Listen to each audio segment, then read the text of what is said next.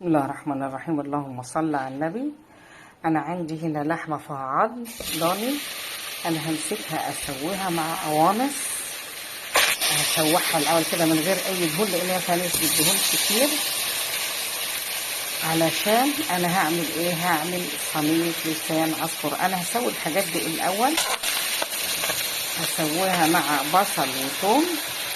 انا فرمه بصل وثوم هحطهم عليها كده على الني واسيبهم يتشوحوا كويس، وبعدين بعد ما يتشوحوا كويس هحط عليها عصير طماطم واسيبهم يستووا كويس. انا مش مقطعه القوانص ولا اللحمه، هسيبهم يستووا كويس قوي عشان ما يعذبونيش في التقطيع. مجرد ما يستووا اخرجهم من الصلصه واقطعهم. هنشوف دي اول مرحله، ولو في كبده بسيبها للاخر خالص لان الكبده ما بتحتاجش حاجه. وفي نفس الوقت هحمر الشعريه في معلقه سمنه لسان العصفور، ومعلقه سمنه ومعلقه زيت. طبعا هنا هحط التوابل، هحط ملح وفلفل وكمون وكزبره، بس هاجل الملح شويه. احط الاول الحبهان والفلفل والكمون والكزبره.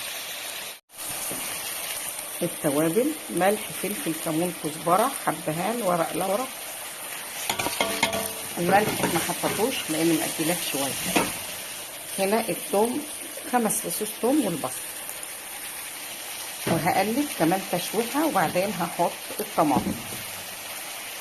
حطيت الطماطم ومعلقه صلصه، هقلب الصلصه فيها كلها كده، وحطيت التوابل. هغطي عليها بقى لحد ما تستوي خالص. هخرج الحاجات اللي هي الكبيره دي، الاحجام الكبيره دي، وهقطعها صغير بس بعد ما تستوي خالص.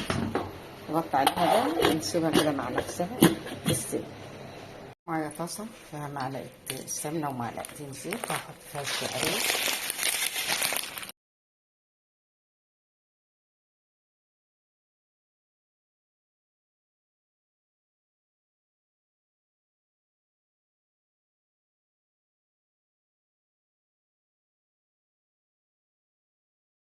خلاص معايا الشعريه اتحمرت لسان العصفور. انا معايا صينيه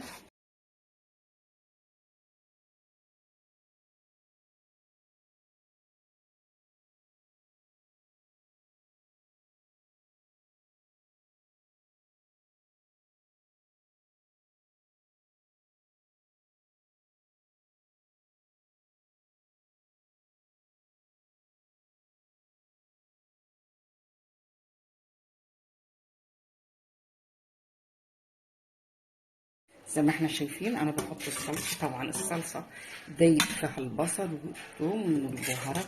ظبطت الملح طبعا علشان في شعريه، ولو حسيت انها محتاجه كوبايه ميه هحط لها كوبايه ميه. انا ممكن اسوي يا اما في الفرن وهغطيها بغطاء او ورق فويل، او في البوتاجاز من فوق. انا النهارده هسويها على البوتاجاز من فوق. انا هزودها كوبايه ميه وهغطيها بغطا لحد ما تتشرب على نار متوسطه، لان دايما الحاجات اللي فيها صلصه بتعلق من تحت، بتشبك في الصينيه من تحت. فاحنا مش عايزينها تعمل حكاكه من الوقت، لا احنا عايزين نسويها على نار مظبوطه عشان ما تعملش حكاكه، وفي نفس الوقت تستوي براحتها. ولما تتشرب هنهدي عليها النار. انا هحط لها كوبايه ميه كمان واغطي عليها واسيبها تستوي. زي ما احنا شايفين كده، يا دوب كوبايه الميه بس، يا دوب كده الحاجات باينه. هسيبها بقى على نار متوسطه، هغطيها لحد ما تستوي تتشرب، وبعدين اهدي عليها النار خالص تستوي براحتها.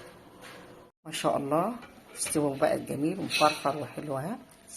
الصينيه الشعريه بقى بالكبد واللحمه والقوانص جميله جدا. هنغرفها بقى مع بعض.